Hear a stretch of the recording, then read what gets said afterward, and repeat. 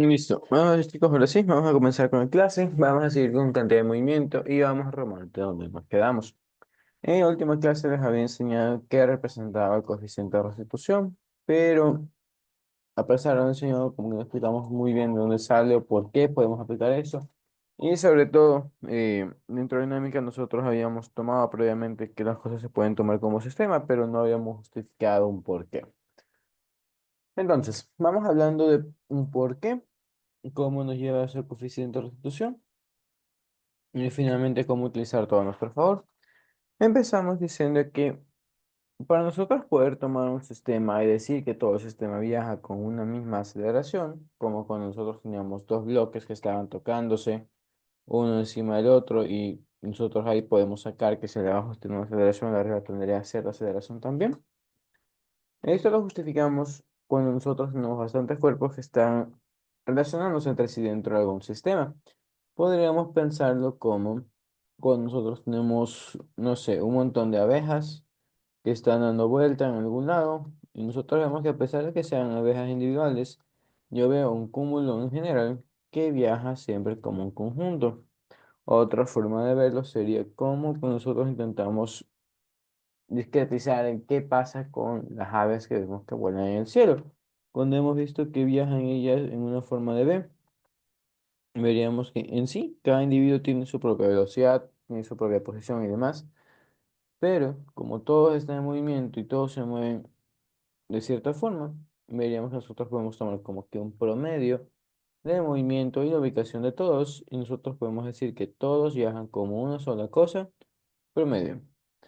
Dicho eso, nosotros representamos este promedio a través de el centro de masa. Cuando nosotros hablamos del centro de masa, hablamos de que yo, en lugar de tener todo un sistema lleno de distintos cuerpos, voy a tomar como si tuviera un solo cuerpo. De esa forma, yo podría decir que si es que analizo un solo cuerpo que representa todo el sistema, entonces sería como que en lugar de tener un montón de Legos regados, nosotros tuviéramos una sola masa de Lego inmensa. Como estamos juntando todos, lo que estaríamos diciendo es que ahora tenemos no masas individuales, sino la masa total. Y de esa forma tendríamos que la masa total se multiplica por la posición del centro de masa. Recordando que eso es un vector, tendremos esta relación. Y obviamente, ¿qué va a ser igual viene a ser un problema? Para eso podríamos tomar dos caminos. Podríamos hablar de cosas discretas o de sistemas continuos. Cuando hablamos de sistemas continuos, en sí, yo tengo ya una grabación sobre eso de hace años. Ay, perdón, se aplicaban integrales, pero estoy recién despierto. Ya, se aplicaban integrales, pero a ustedes ya se les quitó eso, programa analítico, solamente ven cosas puntuales. Siendo cosas puntuales, entonces tendríamos que esto no es nada más que la suma de justamente qué siente cada una de las partes que está dentro de mi sistema. Tendríamos entonces que obviamente voy a tener una primera masa, y así como tengo una primera masa, voy a tener una segunda masa, y así nosotros estaremos sumando todas las posiciones de los distintos cuerpos que tengamos en el sistema. Una vez hecho esto, nosotros veríamos que justamente esto es una equivalencia. Y aquí deberíamos tener también algo bastante claro. Estos vectores son vectores arbitrarios, dependen de un sistema de referencia. Normalmente nosotros hacemos las mediciones respecto a Tierra, entonces hablamos de las posiciones de las partículas respecto a Tierra, entonces al final lo que esté midiendo sería la posición del centro de masa respecto a Tierra también. Así como lo podemos hacer respecto a Tierra, lo podemos hacer respecto a cualquier otro punto, incluyendo de aquí sus ecuaciones derivadas, como la siguiente. Yo podría decir que todo esto, al final de cuentas, es justamente una relación numérica, la cual se debe mantener si es que yo derivo esto respecto al tiempo. De forma que a nosotros derivar respecto al tiempo nos quedaría, primero, masa total, eso no estaría cambiando si hablamos de un sistema nada más, no estamos metiendo más masas dentro de eso, así que se mantiene constante. Nuestra posición ahora se convertiría en velocidad. Y una vez más, implícitamente estamos haciendo las cosas respecto a tierra.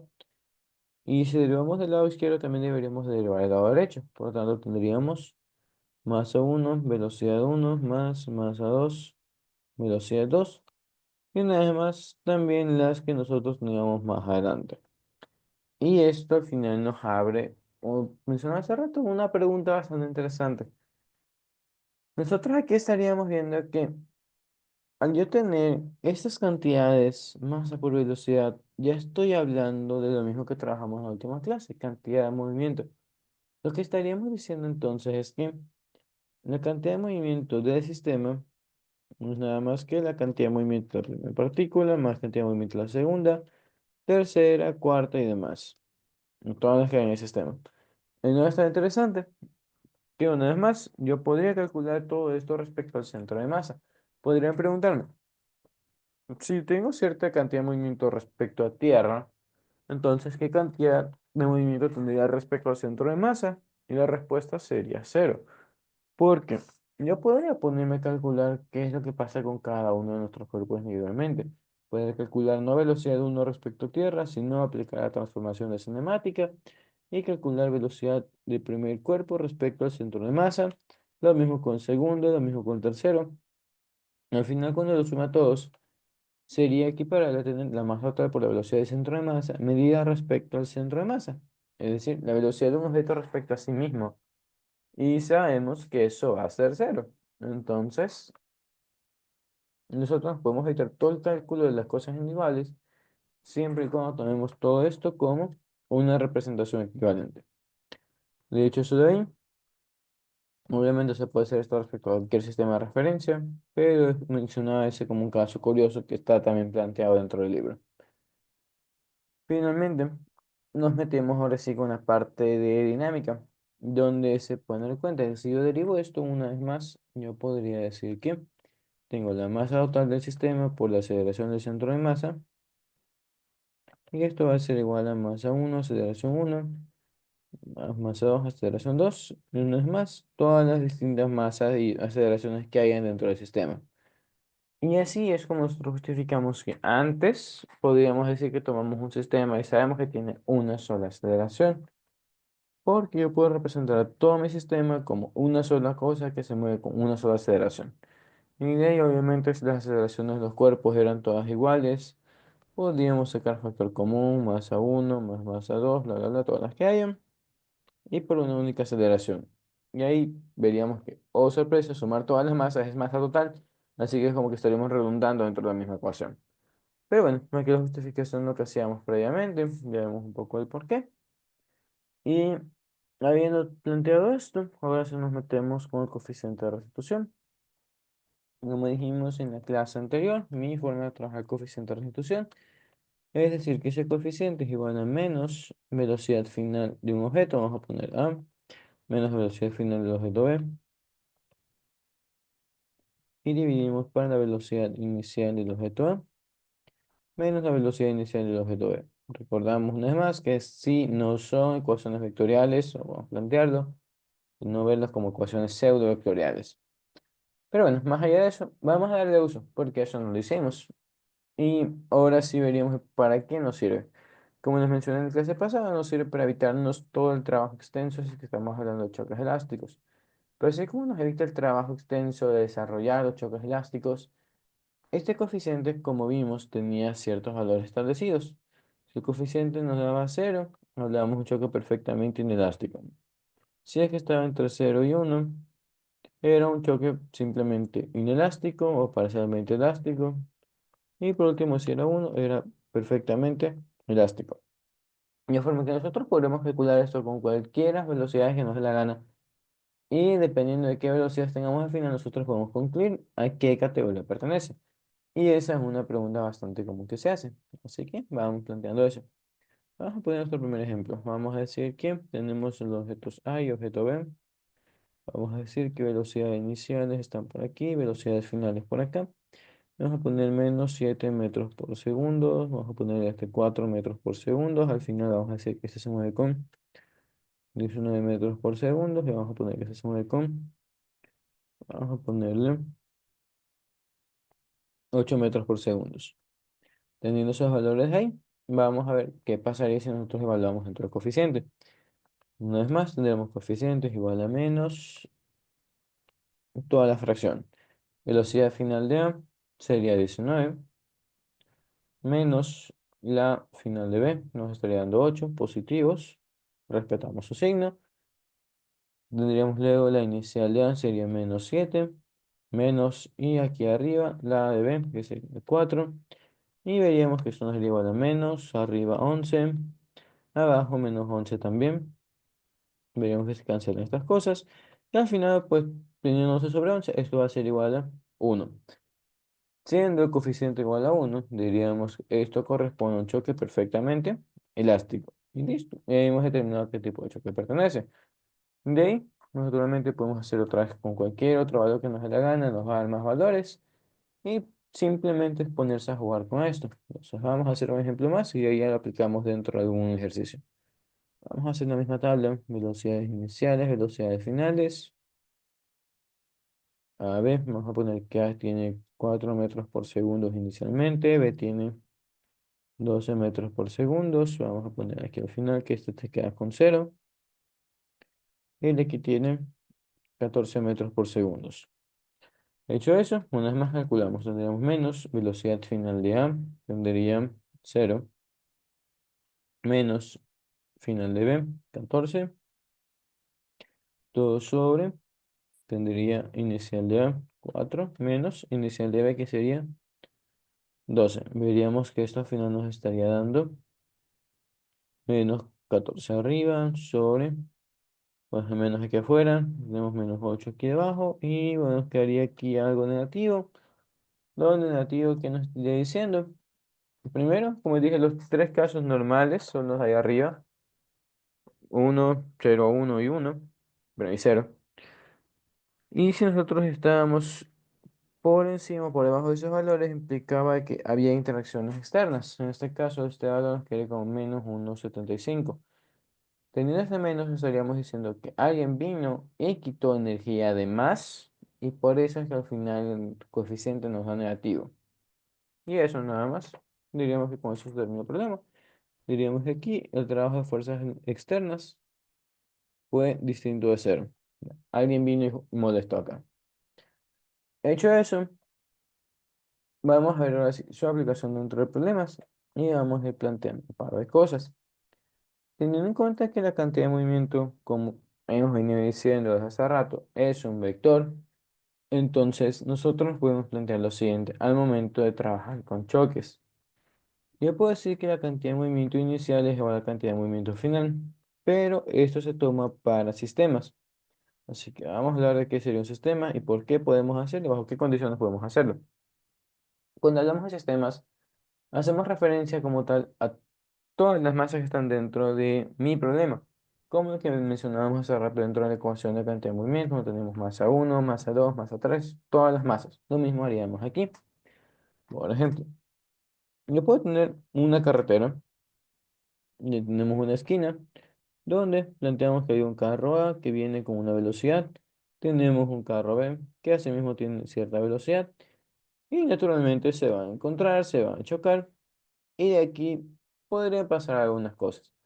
Nosotros vamos a plantear que se quedan juntos y como se quedan juntos y teniendo en cuenta las direcciones iniciales de sus velocidades, podríamos decir al final que pues como que llega a un consenso y se van en promedio a la derecha y para arriba, porque pues este iba para arriba y este iba a la derecha. Dicho eso, vamos a plantear así cuándo podemos hacer eso. Primero, si hablamos del sistema, veríamos que nosotros cogemos tanto A como B. Como estamos cogiendo esos dos, diríamos que se conserva cantidad de movimiento, pero más importante es porque las fuerzas externas son iguales a cero, y eso ya lo habíamos trabajado en la clase anterior. Habíamos visto que esto aquí tenía una relación con fuerzas, donde dijimos que las fuerzas eran las derivadas respecto eran las derivadas de la cantidad de movimiento con respecto al tiempo. Por lo tanto, de aquí si nosotros encontramos que las fuerzas externas son iguales a cero, entonces veríamos que obviamente el cambio también sería igual a cero. Si nuestro cambio es igual a cero, implica que las cosas se mantienen constantes, de forma que cantidad de movimiento inicial es igual a cantidad de movimiento final. Y eso nos lleva a lo que ustedes van a escribir dentro de exámenes. Cuando estén haciendo algún problema de este tipo, deberían justificarlo a través de lo siguiente. Vamos a ponerlo aquí.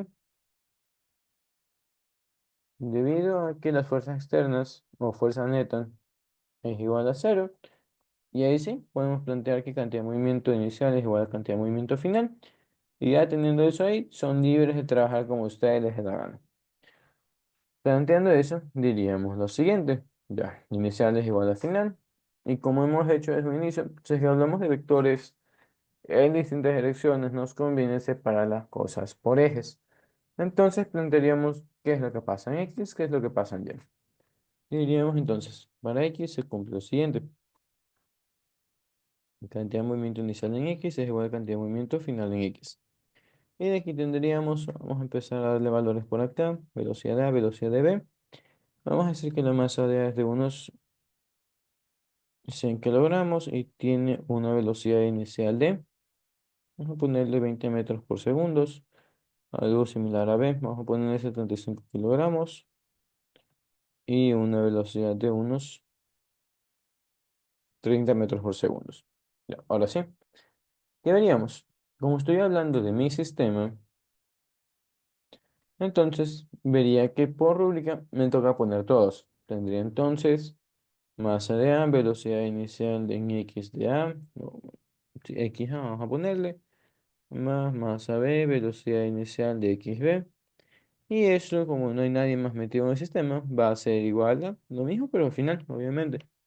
Tendríamos masa de A, velocidad final de A en X, más la masa de B por la velocidad final de B en X. Y de ahí ya el resto sería solamente reemplazar datos.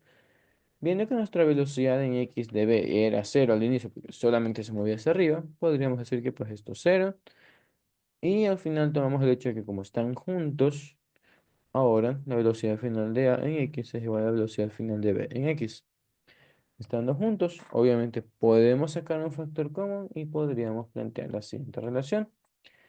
Diríamos del lado izquierdo, nos queda masa de A, velocidad inicial de X en A, y esto es igual a masa total, porque una vez más juntamos ambos, y tendríamos la velocidad final por aquí.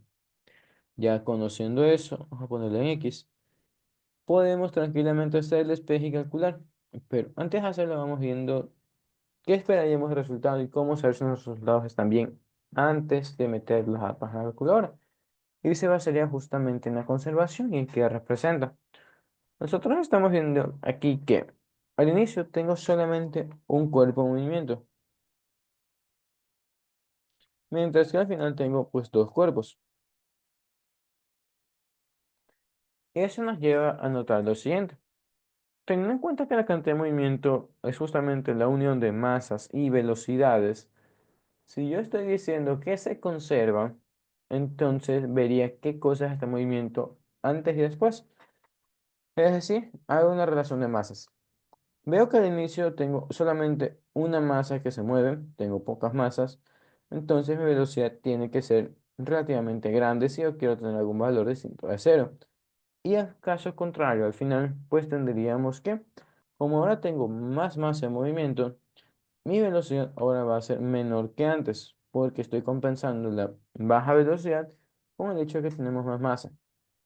Mi forma, así mismo, cojuda de verlo, la forma más sencilla, es hacer una comparación entre dos personas. Vamos a poner las personas por aquí. Tenemos uno que se ve así y uno que se ve así. Ya, se hacen la idea, tiene una perra panza. Entonces, ¿qué es lo que va a pasar si yo los pongo a correr a los dos? Vería obviamente lo que conocemos naturalmente. Como este aquí tiene menos masa, su velocidad va a ser más grande, mientras que aquí como tiene más masa, su velocidad va a ser más pequeña. Y así nosotros podemos predecir los resultados, viendo simplemente qué pasa con mi masa en movimiento. Estaríamos viendo que la masa en movimiento al final es mayor que al inicio, entonces nuestra velocidad va a tener que ser menor. Estamos en el segundo escenario. Y el caso contrario también nos sirve. Si tenemos una persona que se ve así inicialmente y pues empieza a hacer dieta, ejercicio y demás, sabemos que como va a perder masa y parte del entrenamiento, va a ser una persona que cada vez corre más rápido.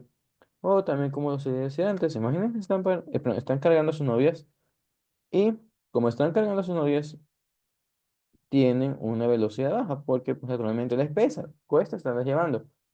Pero en aquel momento se les cae. Si se les cae, tienen que salir corriendo para que no los alcance y no los mate. Pero verían además que como ya se les cayó, corren justamente más rápido, están reduciendo la masa en movimiento.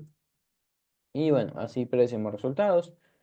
Así que conociendo esa parte, veríamos que aquí mi velocidad inicial en X era de 20 y al final deberíamos encontrar que va a ser cualquier valor, pero va a ser algo menor a 20. Vamos a hacer un cálculo de eso. Tendríamos 100 por 20 dividido para 175.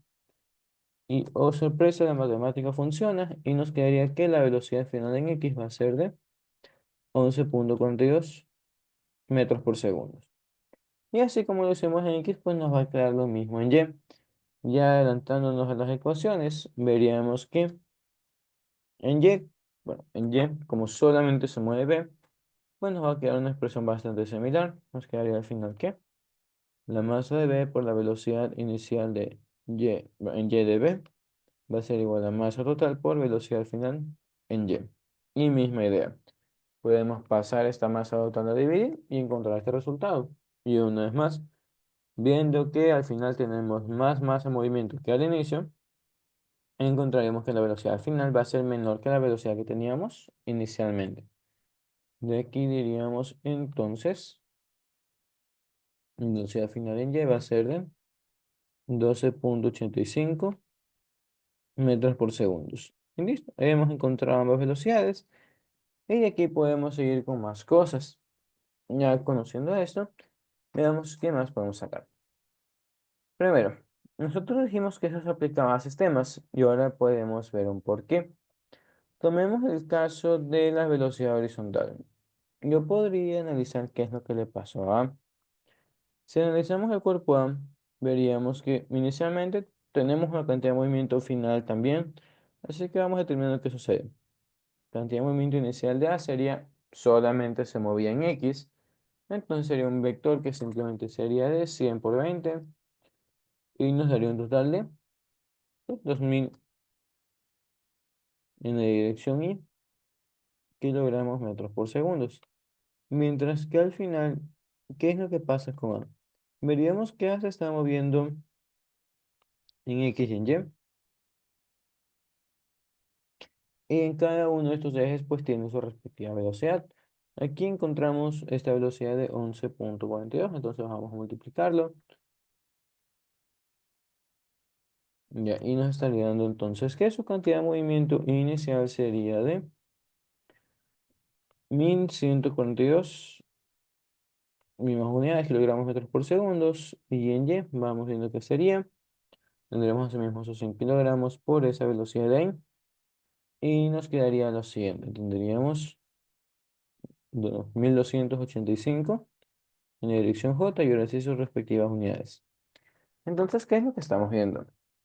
Claramente, claramente vemos que cuando hablamos de A solamente, sus cantidades de movimiento están cambiando a través del tiempo. Cantidad de movimiento inicial es distinta a la cantidad de movimiento final. Por eso nosotros no hablamos de conservación de cantidad de movimiento de un solo objeto, sino le hablamos de sistemas, porque estaríamos viendo que cada cuerpo por separado siente un cambio de cantidad de movimiento. De hecho, podríamos ya con esos valores ver cuándo vale el cambio de cantidad de movimiento de A. Y si en un sistema cerrado la cantidad de movimiento de B debería cambiar bastante similar a esa, pero con el signo contrario. Porque asimismo, como todas las otras cosas que hemos visto antes, esto es una transacción. Lo que sea que sienta A, vamos a poner el cambio de A lo va a sentir B también, pero en signo negativo. Entonces, vamos calculando qué es lo que siente A aquí y qué es lo que esperaríamos que sienta B.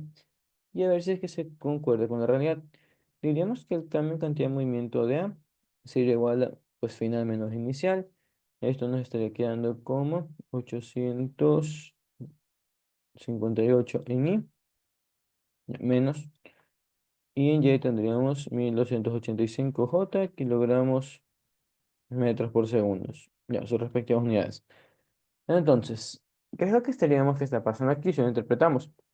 Viendo el signo negativo para la parte de que estaríamos diciendo que, suponiendo que tenemos positivo a la derecha, entonces esto implica que A recibe un golpe que lo frena, recibe una fuerza aplicada durante un cierto tiempo que lo está frenando, lo empuja a la izquierda, pero no solamente eso, sino que también siente otro impulso que lo está empujando hacia arriba. Vamos a poner J sub Y.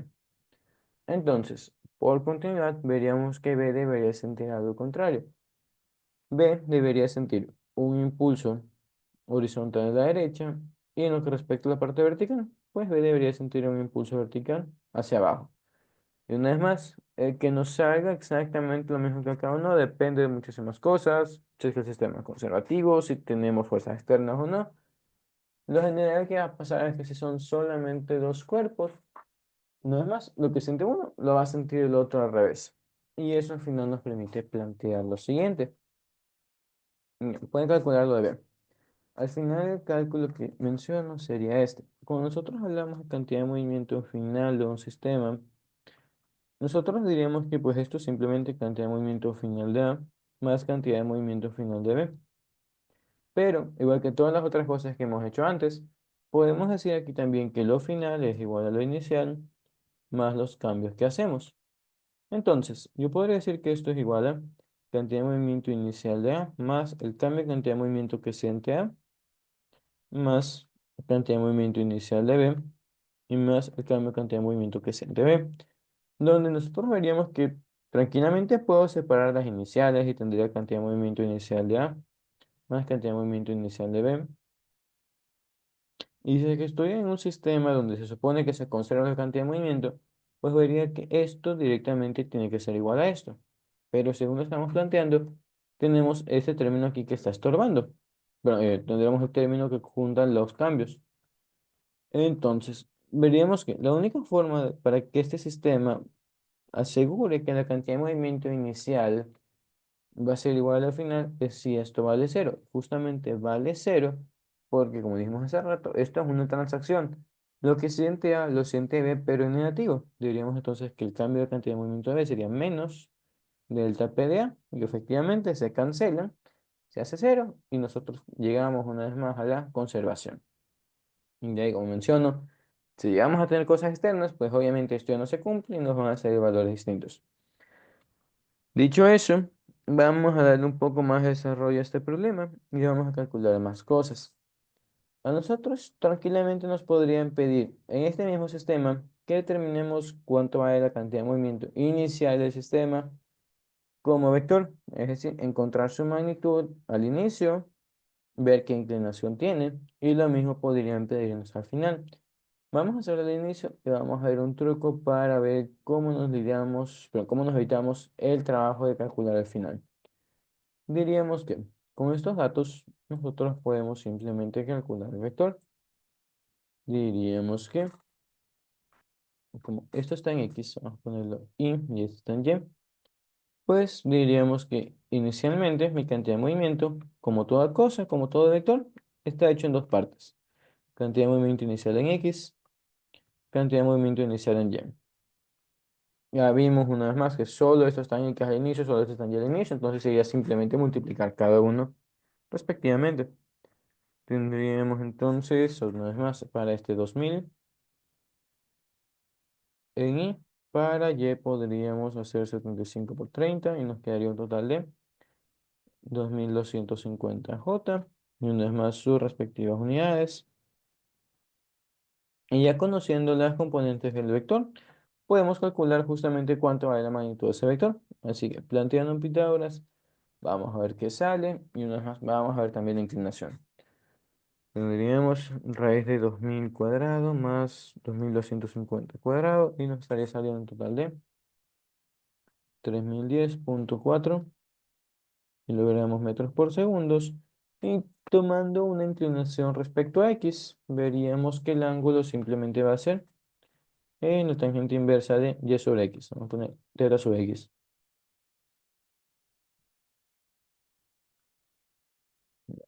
Haciendo eso, nos quedarían 2250 para 2000. Ya un ángulo de 48,36 grados. Veríamos que está bien, los valores son casi similares, entonces debería ser cercano a 45 grados, pero como tenemos más en Y, se levanta ligeramente más. Pero bueno, de esta forma nosotros podemos determinar cuál sería nuestro vector de cantidad de movimiento inicial. Obviamente, este es el método de componentes, esto sería magnitud de ángulo. Y ahora, ¿para qué menciono esto? Como les decía, tranquilamente les pueden pedir que determinen cuánto va la cantidad de movimiento final.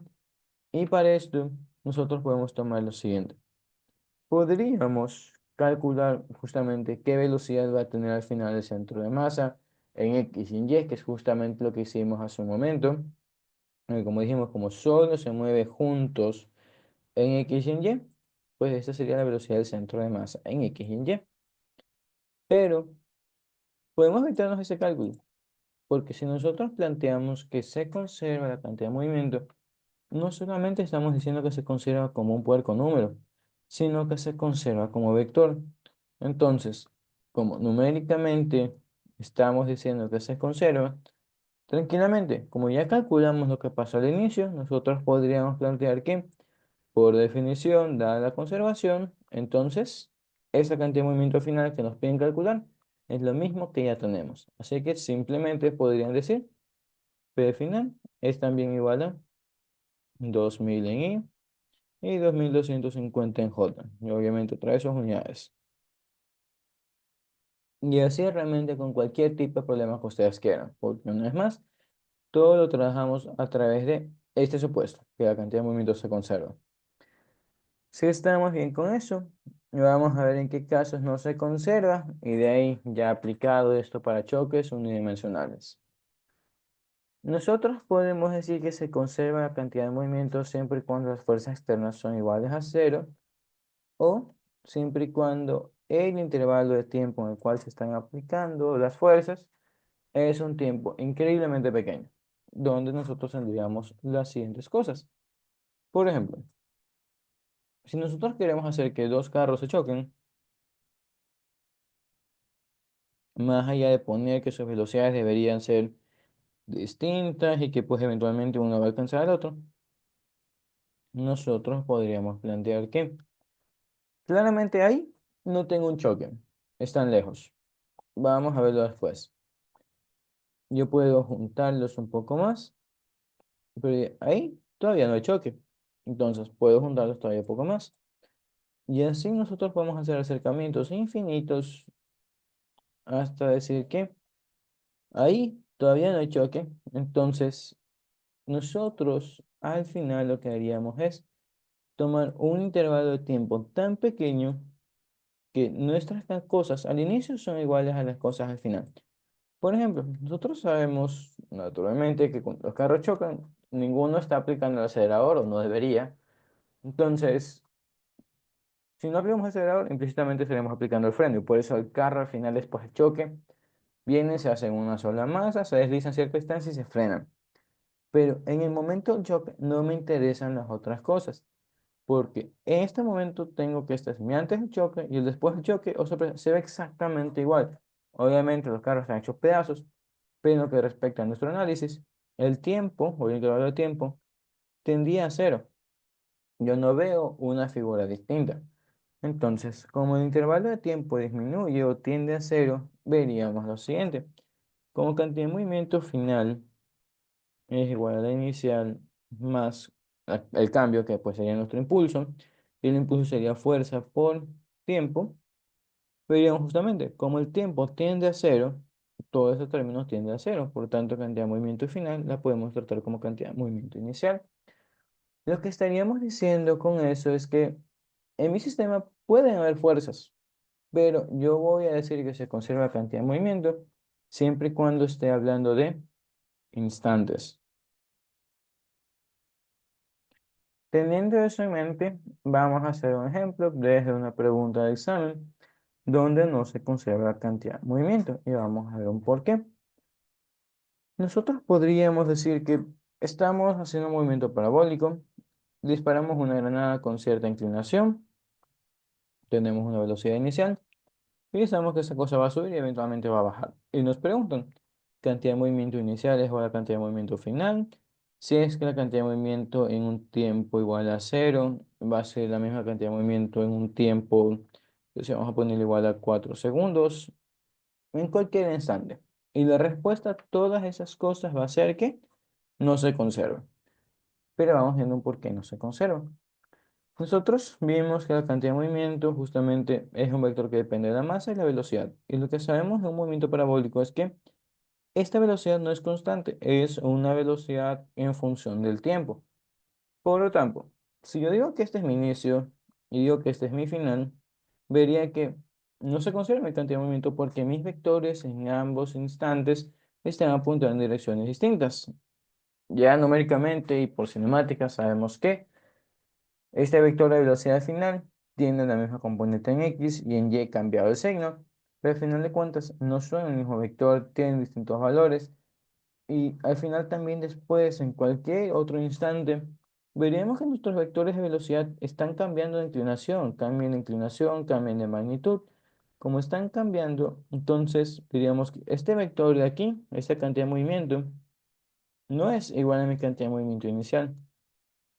Entonces, una vez más, eso nos lleva a lo siguiente. Nosotros no planteamos conservación a través del tiempo, sino que planteamos conservación solamente en instantes, como dijimos por acá.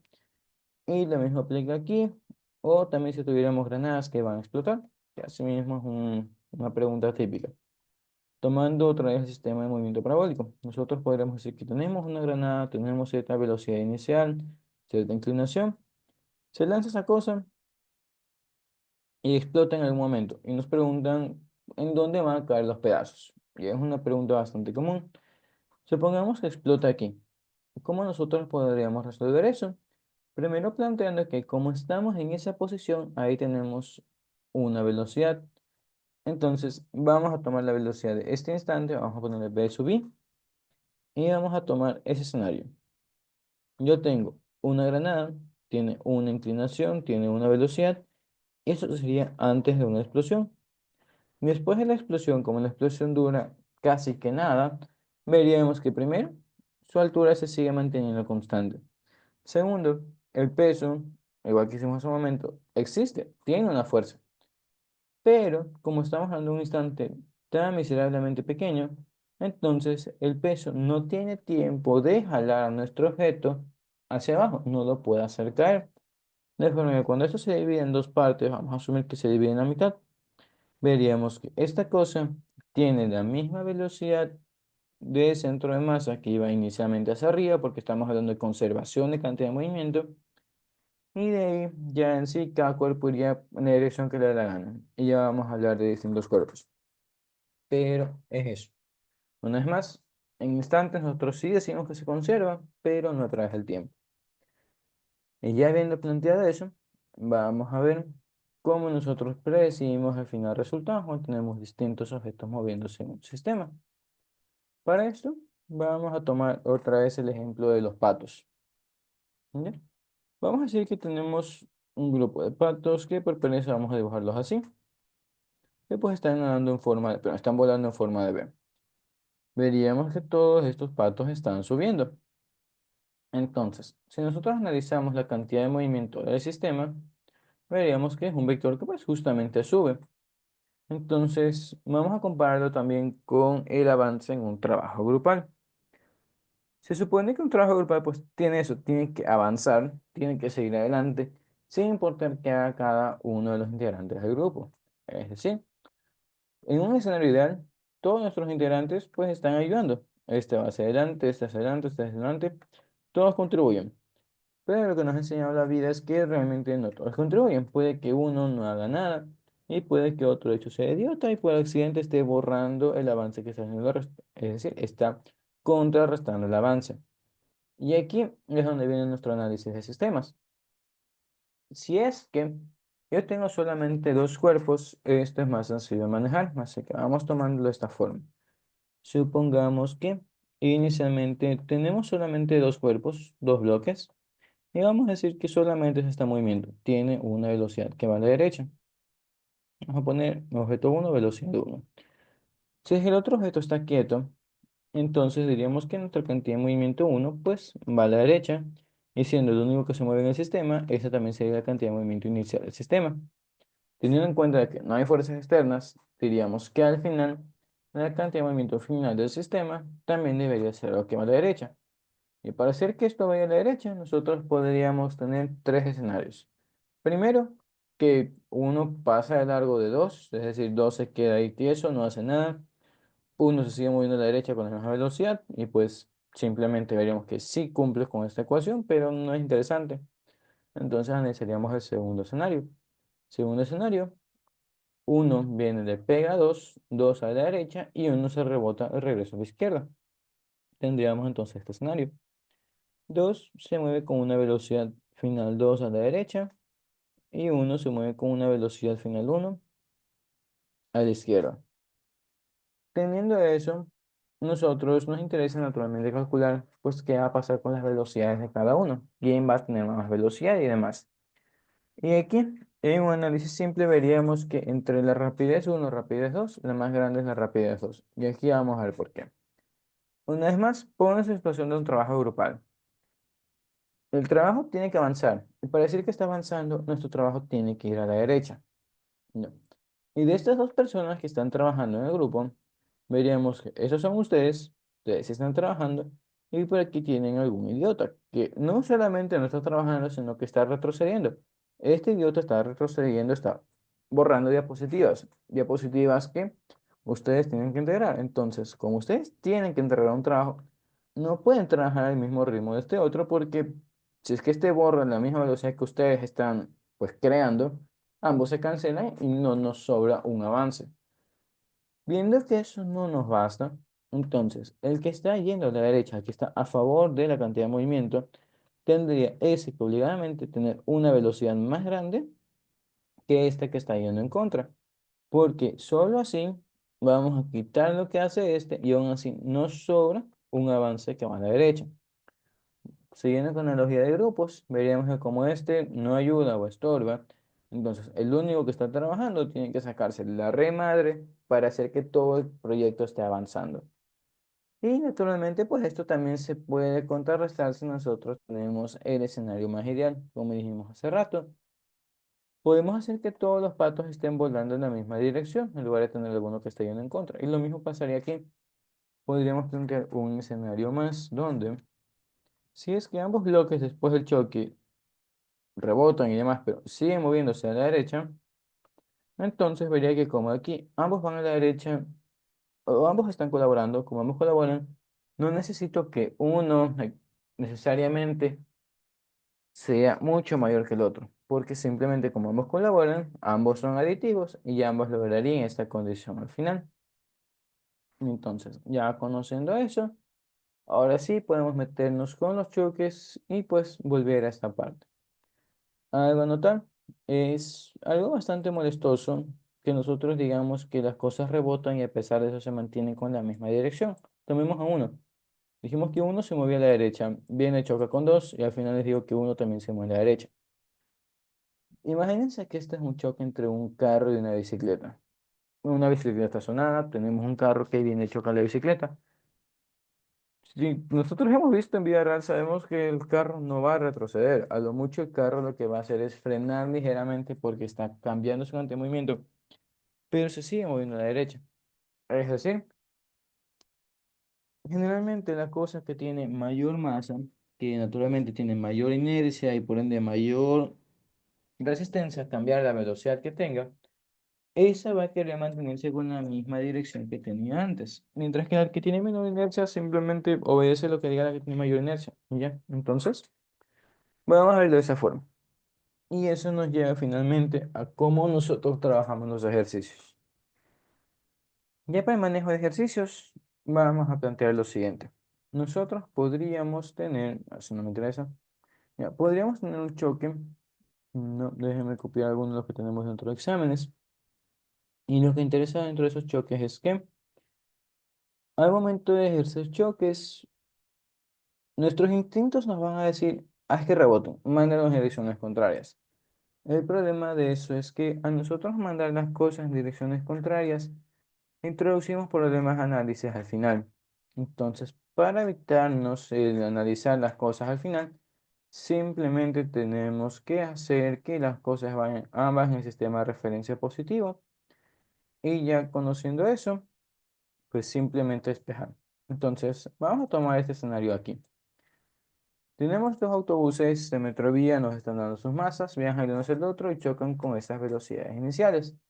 Sabiendo que el choque fue completamente inelástico, entonces nos piden calcular las velocidades finales de cada autobús. ¿Qué es lo que estaríamos planteando? Primero, vamos a hacer el dibujo. Vamos a decir que, ya, vamos a ir a los datos. Este tiene más masa, tiene más velocidad que este de acá. Entonces, haciendo la comparación rápida, como el uno tiene más masa y más velocidad que el 2, tomaríamos la dirección del uno como positiva. Viendo que eso está en Y, vamos a hacerlo en Y. Tendríamos bus uno, velocidad uno, bus 2, velocidad final 2. Entonces, ya después de ese choque, el problema nos dice que como se quedan juntos, esto se reduce a decir que pues tenemos una sola masa total que se mueve toda con una velocidad. Y aquí otra vez el hecho de que como se mueven juntos y nosotros tomamos como positivo algún sistema de referencia, diríamos lo siguiente. Como al inicio, una vez más, uno tiene más que 2, vamos a poner positivo en la dirección de uno. Si nosotros hacemos eso, entonces al final diríamos que este se mueve con una velocidad final en la misma dirección y veríamos para qué nos sirve esto. Recordamos la introducción a dinámica. Cuando trabajamos dinámica les dije que, obviamente ya conocían eso, sumatoria de fuerzas se puede representar como un solo vector de fuerza neta, donde este vector es igual a masa por aceleración. Y siendo estas dos cosas iguales, entonces para yo no tener problemas, si es que planteo que positivo va a ser en la dirección de la aceleración, debería considerar positivo también al final mis direcciones para las fuerzas. De forma que, como ambos vectores son paralelos, entonces este sale positivo y todos felices. Obviamente sería un problema si yo considero positivo para fuerzas en el sentido contrario de la aceleración, porque al final tendría una incongruencia de signos. Y para evitarnos esos problemas, es que les decía que encuentren hacia dónde va su aceleración y en torno a ella digan quién es la dirección positiva. Lo mismo estaríamos haciendo aquí. Estaríamos analizando hacia dónde va mi cantidad de movimiento del sistema y ya conociendo hacia dónde va al final, no, bueno, al inicio, después de sumar todas, tomaría la misma dirección positiva para después del choque. Y así me evito problemas de despeje al final. Hecho eso de ahí, lo mismo haríamos si tuviéramos que no se fusionan, sino que rebotan las cosas. Pero bueno, en este caso no es eso de ahí, así que vamos viendo qué hacemos. Conocemos las velocidades iniciales. Esto se presta a que vamos cantidad de movimiento, es la única forma de resolver estos problemas, así que vamos trabajando. Diríamos que cantidad de movimiento inicial va a ser igual a cantidad de movimiento inicial de uno más cantidad de movimiento inicial de 2. Y nada, simplemente meter datos. Tendríamos 1500 por, sí, 1500, perdón, 1500 por 5 y esto menos 1200 por 3 y simplemente ver qué nos sale. De aquí, tener cuidado con los datos. Estamos viendo que esas velocidades están en kilómetros por hora. Entonces, al final, pues, expresarla bien y pasar al sistema internacional. Diríamos que después de esta resta, nuestro resultado es de 3900 kilogramos por kilómetros por hora. Ya conociendo esa cantidad de ahí, entonces vamos a transformarla para poder trabajar con las demás cosas. Veríamos que pues tenemos los kilómetros arriba, entonces plantearíamos los 1000 metros arriba y los kilómetros abajo. Y por último tenemos la 1 hora ahí abajo, entonces la ponemos aquí arriba y tendríamos los 3600 segundos por aquí de abajo. Planteado eso, se van kilómetros, se van horas, y a ver qué valor nos queda, y ya con eso podemos seguir.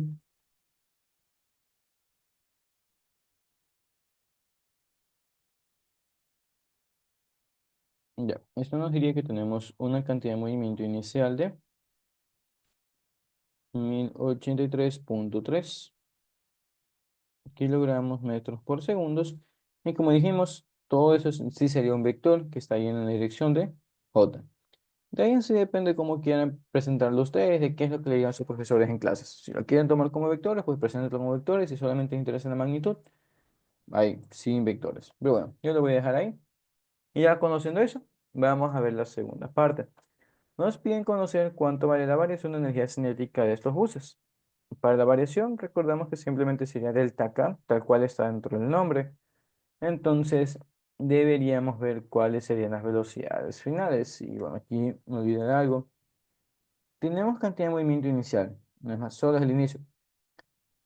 Y asumiendo que se conserva, entonces final es igual a inicial. Ambos valen 1083,3. Y si hablamos del final, como una sola masa, tendríamos masa total que sería de 2700 kilogramos por una sola velocidad final. Entonces, ya conociendo que nuestra expresión es esa, calcularíamos ahora sí la velocidad final y a ver qué nos sale.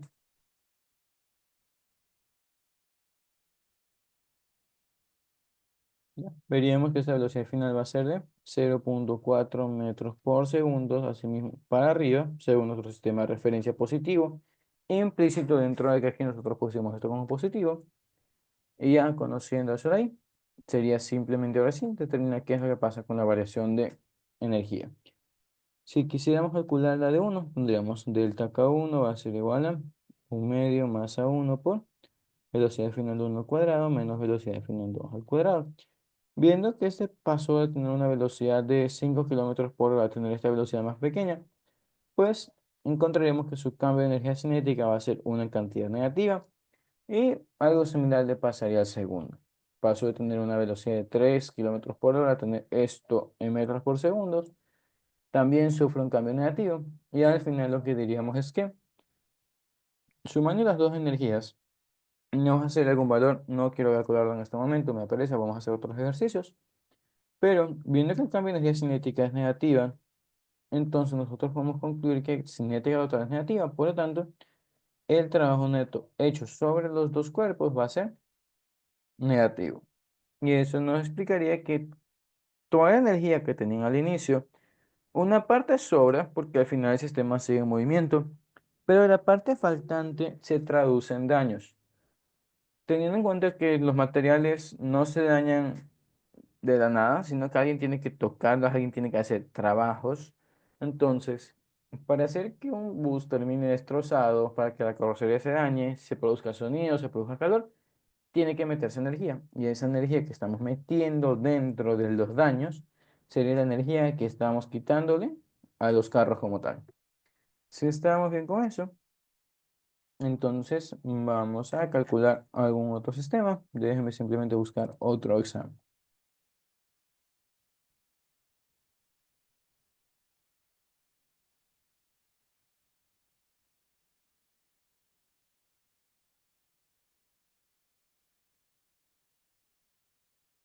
Ya, encontré uno, no me gusta, es también un choque plástico, esos son sencillos.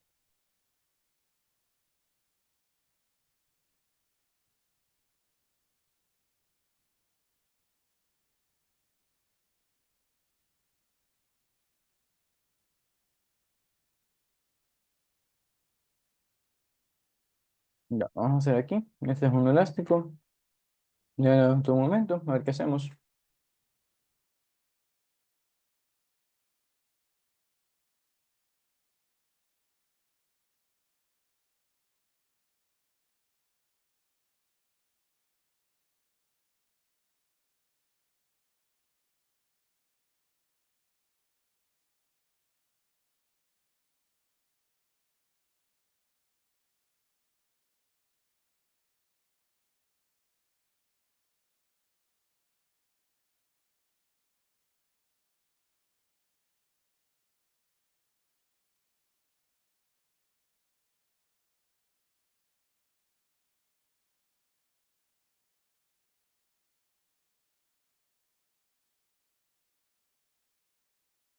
Ya, mucho lectura, vamos a trabajarlo.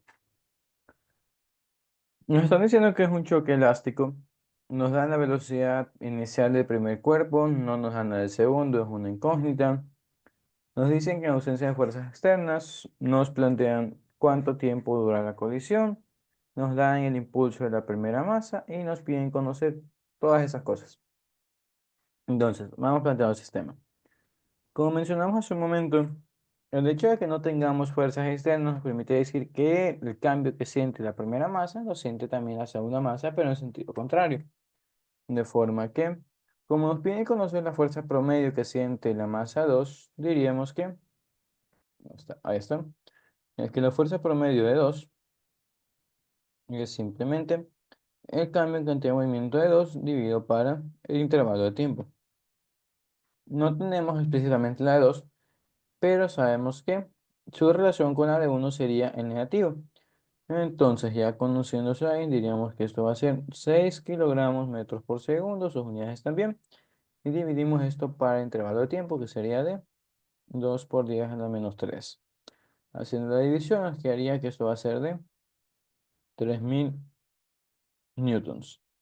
Y listo. Primer problema resuelto solamente con el hecho de que el uno siente lo opuesto al otro. Ya conociéndose de ahí, veríamos que para la segunda parte, a ver qué podemos hacer. Nos dicen que la velocidad final del centro de masas, pero antes de la colisión, ¿a qué sería igual? Ya, vamos planteando eso aquí. Nos están dando la velocidad de uno, nos dan obviamente la masa de uno y nos dan el cambio de cantidad de movimiento del uno. Tenemos dato inicial y tenemos el cambio. Podríamos calcular qué es lo que siente el uno al final. Y con eso diríamos, P final de uno es igual a P inicial de uno más delta P1. Plantearíamos aquí que esto va a ser de 2 kilogramos por la velocidad de 2, nos daría 4. Y esto más, esto es menos 6 y nos daría una cantidad de movimiento final de menos 2. Donde, conociendo pues que este es simplemente un dato final, podríamos decir que como hablamos del primer objeto, esto va a ser masa 1 por velocidad final 1. De lo cual, siendo su masa de 2, pues nos quedaría que la velocidad final de uno va a ser de menos 1 metro por segundo. Ya conociendo eso, ¿qué más podríamos hacer? Déjame revisar.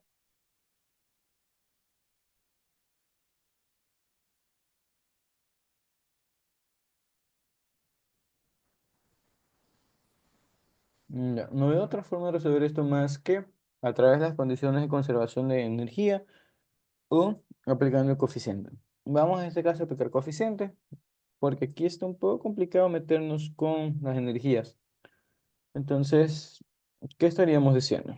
Plantearíamos que como es un choque perfectamente elástico, como nos dicen aquí arriba, el coeficiente es igual a uno y este coeficiente no es nada más que la misma relación que vimos antes, menos las velocidades finales sobre las iniciales. Entonces, tomando eso, vamos a tomar 2 respecto a uno. Entonces, tendría velocidad final de 2 menos velocidad final de uno y eso sobre velocidad inicial de 2 sobre velocidad inicial de uno. De aquí, evaluando, veríamos qué nos queda. La final de uno vemos que es negativa, la de 2 no la conocemos, es un dato desconocido por ahora. Entonces tenemos menos velocidad final 2 y aquí más uno y abajo algo similar. La de 2 no la conocemos, una vez más es una incógnita, menos la inicial de uno. Como esta es positiva, veríamos que nos queda como menos 2. Y de aquí podríamos plantear la siguiente relación. Como todo esto es igual a uno, nosotros podemos encontrar una relación entre velocidad inicial 2 y velocidad final de 2. Entonces, vamos a hacer un despeje. Tendríamos que velocidad final de 2, velocidad inicial de 2 menos 2 es igual a menos v2 más 1. Y aquí podríamos simplemente distribuir el negativo, ver qué relación queda y nos abandonamos esta ecuación y nos metemos con una ecuación más. Hemos sacado esto otra vez del coeficiente de restitución, pero ya teniendo esto para el coeficiente, podríamos trabajar algo similar, pero para cantidad de movimiento del sistema. Diríamos entonces que cantidad de movimiento inicial del sistema va a ser la suma de la cantidad de movimiento del primer objeto más la del segundo. Y lo mismo pasaría al final. Obviamente no conocemos los datos de inicial y final de 2, pero podríamos encontrarlos al juntar las dos ecuaciones, así que vamos haciendo eso. Tendríamos masa 1, velocidad inicial de uno más masa 2, velocidad. Pero estamos con iniciales, vamos a cambiar el signo. Ya, ahí, eso y eso por aquí.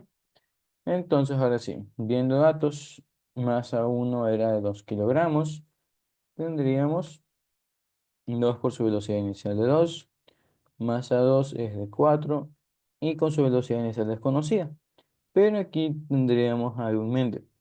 Como yo no estoy poniéndole signos raros, sino que lo dejo como un positivo, yo implícitamente le estoy asignando mi sistema de referencia positivo a esta velocidad de aquí. Y de hecho, en la ecuación de arriba también lo hice.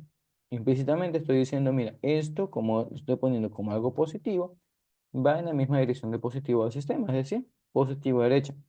Eso al final otra vez nos sirve para interpretar el dato que nos salga.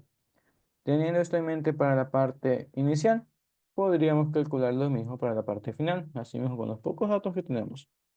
Cantidad final de sistema va a ser el mismo chiste, P final 1 más P final 2, y pues nos quedaríamos con las demás cosas.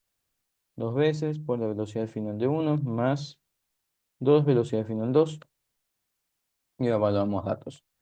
La velocidad final de uno, como encontramos, era de -1, metemos eso por aquí. Y la de 2 pues no la conocemos, la dejamos ahí. Y ahora sí, conociendo una vez más que en nuestro sistema no tenemos cosas externas o lo planteamos, diríamos que estas dos son iguales. Por lo tanto, nos quedaría 4 más 4 inicial de 2 es igual a -2 más 2 final de 2.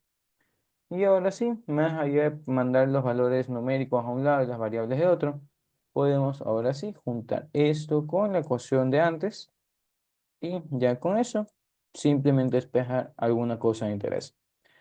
Vamos haciendo eso, mandando números a un lado, variables a otro lado y ver qué nos quedaría. Tendríamos dentro de ese sistema de ecuaciones estas dos cosas, donde lo reescribimos y nos quedaría lo siguiente. Pasando las variables al lado izquierdo y dividiendo para 2 la primera ecuación, nos quedaría 2 veces la inicial de 2 menos la final de 2. Y esto va a ser igual a, pasamos este para acá, sería -6. Y como estamos yendo para 2 nos quedaría -3 nada más. Hecho eso, lo mismo hacemos acá abajo. Tendríamos inicial de 2 más velocidad 2 es igual a -1. Y este más 2 que pasa por acá, nos queda 1 nada más. Y ahora sí, sistema. Veríamos que ya está predispuesto para que simplemente sumemos variables. Se cancelan las velocidades. Del lado izquierdo tenemos 3 veces la velocidad inicial de 2. Y esto va a ser igual a -2. De forma que la velocidad inicial de 2 va a ser de -2 tercios, que será igual a -0,66 metros por segundo. Y ya conociendo la velocidad inicial de 2 podemos reemplazarla en cualquiera de las otras ecuaciones para ver la velocidad de 2 al final. Vamos a hacerlo con esta que está más sencillo. Diríamos que velocidad final de 2 es igual a 1 menos velocidad inicial de 2 y sería en este caso 1,66 metros por segundo. Y ahora sí, en la parte de los signos, como mencioné hace rato, el hecho de que nosotros pongamos positivo respecto a nuestro sistema de referencia nos permite al final decir, como yo dije positivos a la derecha e implícitamente puse que esta pendejada, según yo, iba positivo a la derecha y me salió negativo, me diría, ¿sabes qué? Como está mal planteado el signo, porque pues me dio negativo, esto no va a la derecha, sino que realmente va para la izquierda. De forma que si ustedes vuelven a hacer todo el ejercicio y le meten un negativo a esta cosa, al final les va a quedar positivo porque ya habrían escogido la dirección correcta. Pero bueno, es la ventaja de tomar ese sistema de referencia. Al final los datos se interpretan fácilmente. Y lo mismo pasaría con esto. Diríamos que como al final 2 nos salió positivo, y una vez más nosotros le dimos implícitamente positivo a la derecha, eso me diría que este efectivamente al final va a la derecha y no hay nada más que ver ahí. ¿Preguntas con este ejercicio?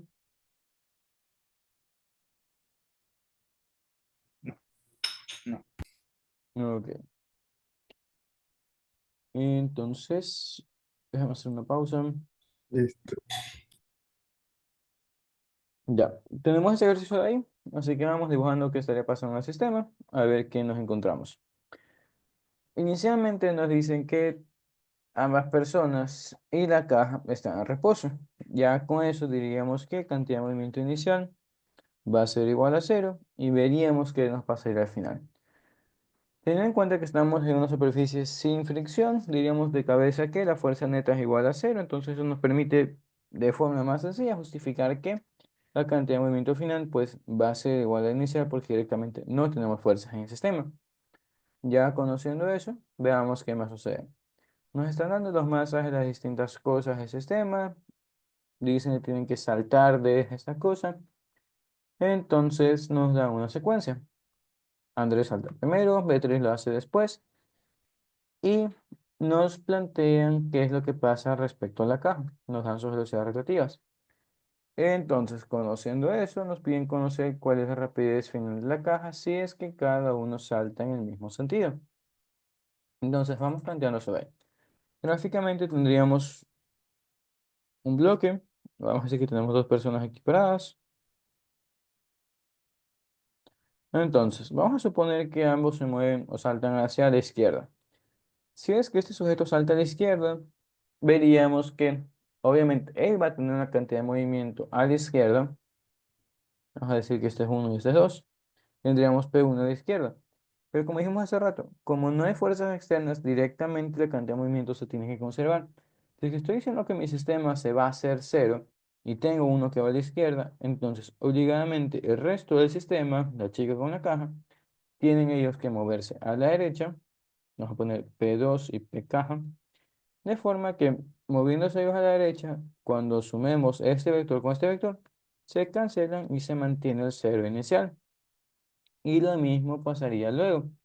Nosotros podríamos plantear por último que en este momento el uno pues ya saltó, ya está por acá, está corriendo, lo que sea. Conociendo eso, vamos a olvidarnos de él porque él ya no está en el sistema y solamente nos enfocamos en la chica en la caja. Veríamos que la chica con la caja tiene en este momento una velocidad que va a la derecha por el impulso que les impartió ese sujeto.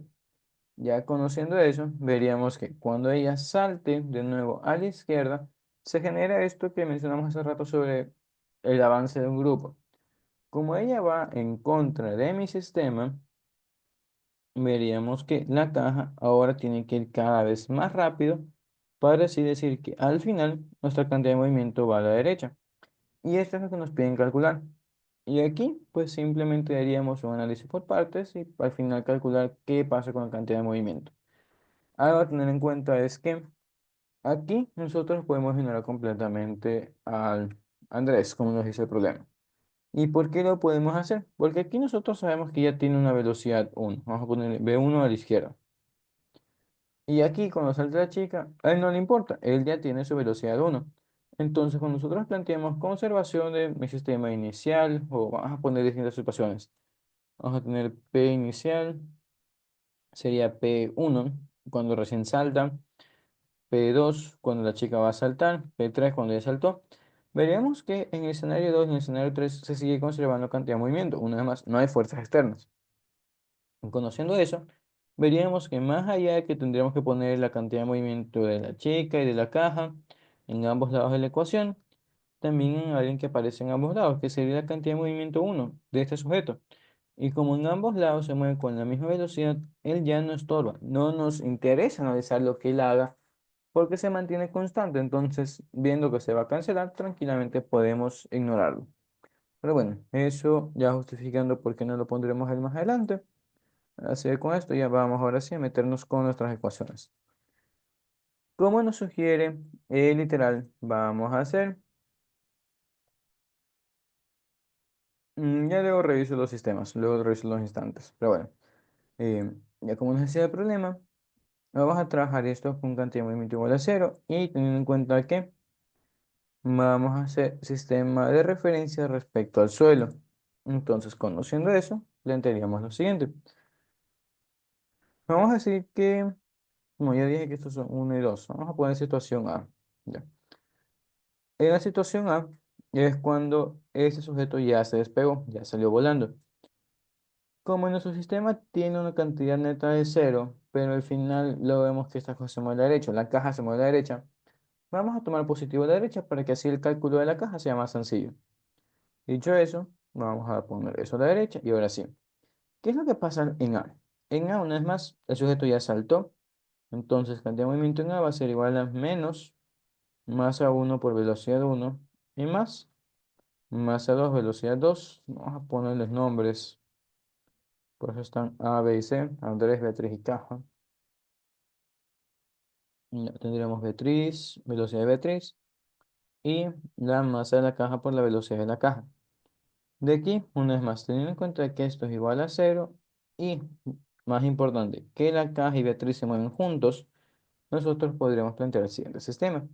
Diríamos que la masa de Beatriz más la masa de la caja, multiplicando la velocidad de la caja, van a ser iguales a la masa de Andrés por la velocidad de Andrés, donde este cambio o este despeje por ahora no nos sirve mucho por la relación que nos dan las cosas. Entonces vamos a devolver esto y vamos a dejarlo aquí. Esto igual a cero. Más allá de que reemplacemos las masas, que no recuerdo cuánto están, ahí están planteadas, vamos a tomar lo que nos dicen. Nos dicen que cada uno salta con una rapidez relativa de 4 metros por segundo a la caja. Entonces, vamos a ver qué pasaría aquí. Estaríamos diciendo que la velocidad de A es de, perdón, la velocidad de A respecto a tierra es igual a la velocidad de A respecto a la caja más la velocidad de la caja con respecto a tierra. Como nos están hablando de rapideces, pues simplemente teniendo en cuenta que plantearíamos que aquí vamos a tener algunas magnitudes y al final despejamos según los signos que a nosotros nos interesan. Dicho eso, vamos a recordar esta ecuación. Recordamos que esta es una expresión vectorial, así que vamos a plantear las cosas. Estaríamos diciendo que nuestra velocidad de A respecto al tierra es esto que está aquí metido y lo vamos a reemplazar con estas relaciones. Entonces, enfoquémonos en el lado derecho. A respecto a la caja, nos dice el sistema que se mueve con 4 respecto a la caja. Y como está saltando a la izquierda, pues veríamos que este va a ser un vector negativo. Y este de aquí puede ser un vector positivo que sabrá Dios cuánto vale la velocidad de la caja y es justamente lo que nos interesa encontrar. Dicho eso, plantearíamos que esto va a ser menos 4 más la velocidad de la caja respecto a tierra. Notaríamos que esta variable ya está aquí planteada, entonces simplemente vamos a quitarle esa división entre comillas y nos quedamos con esto. Por lo tanto, metiendo estos datos en la ecuación de arriba, generaríamos lo siguiente. Vamos a decir, tenemos el cero, se mantiene, cero es igual a lo que tenemos de este lado. Vamos reemplazando valores. Tenemos la masa de B, que sería 45, y la caja 15, entonces tenemos un total de 60. 60, velocidad de la caja, menos 75 por la velocidad de A. Y ahora sí reemplazamos la velocidad de A respecto a tierra. Tendríamos por aquí 0 es igual a 60, velocidad de caja menos 75. Y de hecho, aquí ya tomé el hecho de que es negativo, entonces, a ver, problemas.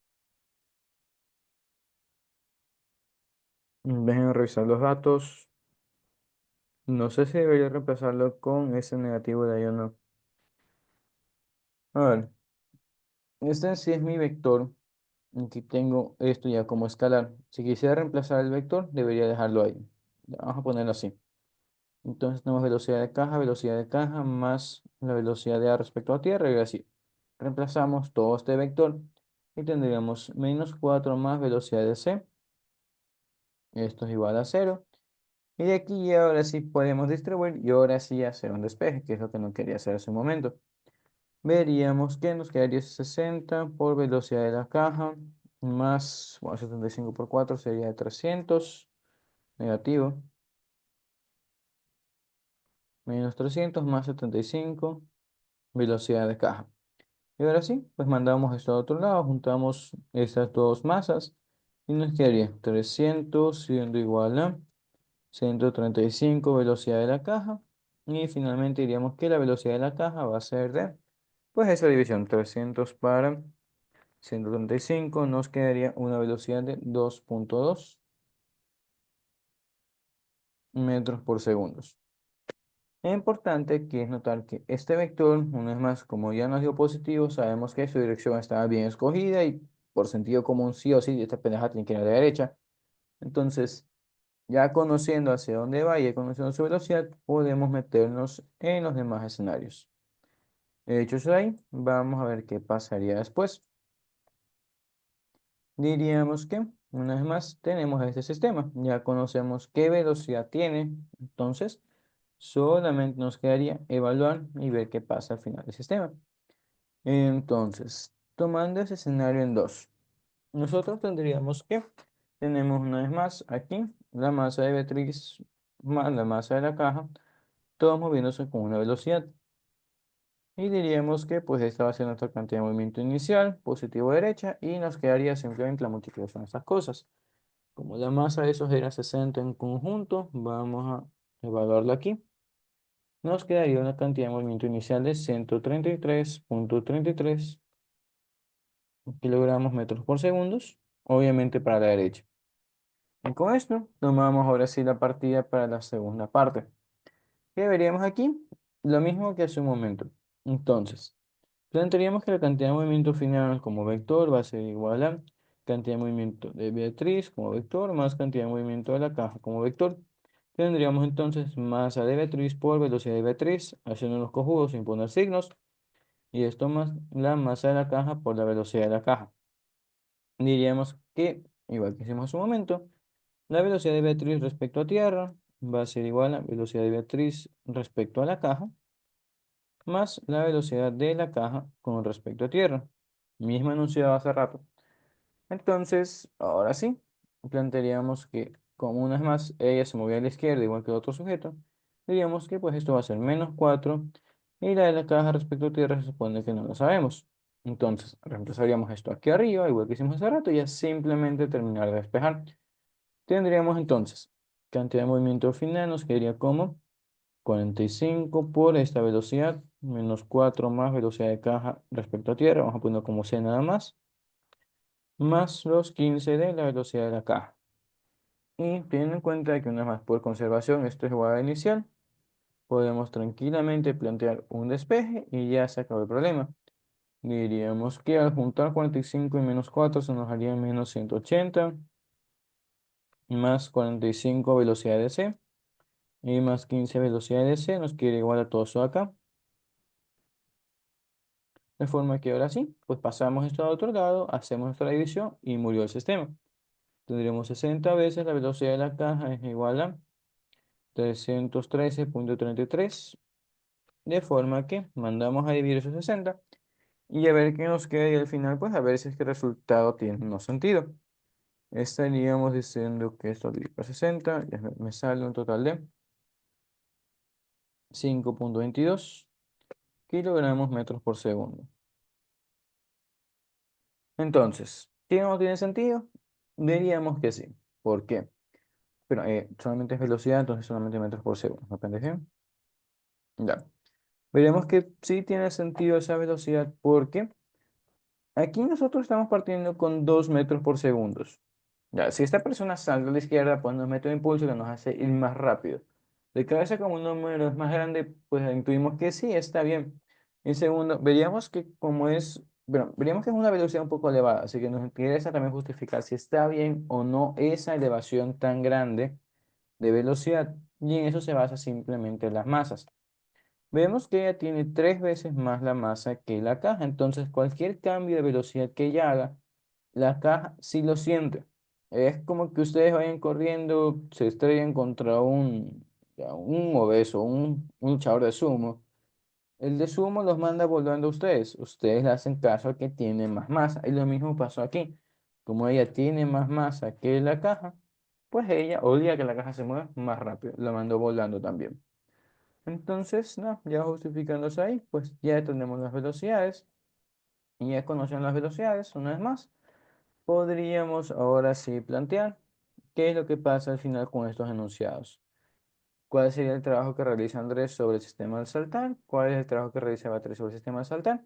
Y sería simplemente ver cómo cambia la energía de, pues, las otras cosas. Como nos dicen cuál es el trabajo que realiza Andrés sobre el sistema, diríamos que mi sistema ahora ya no sería solo Andrés, sino sería Beatriz y la caja. ¿Qué cambios provoca este sujeto sobre las otras dos cosas? Y lo mismo luego, ¿qué cambio hace ella sobre la caja? ¿Y yo? Viendo que y esa sería una parte sencilla de energía, pues lo podríamos dejar aquí por hoy si no hay preguntas. Y siguiente clase seguiríamos trabajando con más preguntas de exámenes, ya sin tanta introducción, directamente a atacar los problemas. ¿Todo bien con eso?